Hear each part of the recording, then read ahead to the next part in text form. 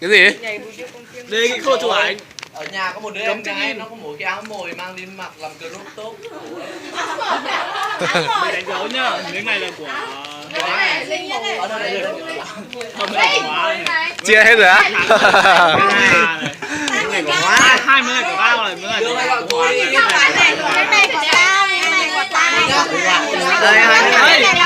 Thôi, quả tao hết. Cái miếng này là của mày, cái miếng dưới cùng ấy. Mọi người ơi, Hóa mang phần về. Ai ăn một miếng rồi. Cái Hóa đấy. Không đợi cô giáo à? Mày ăn xong rồi không biết chùi mép à?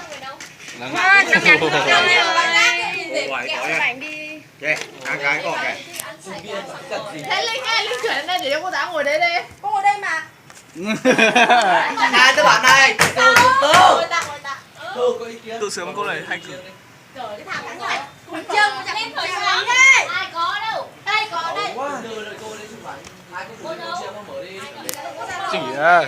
Mở đi Linh ơi. Linh thiếu gì?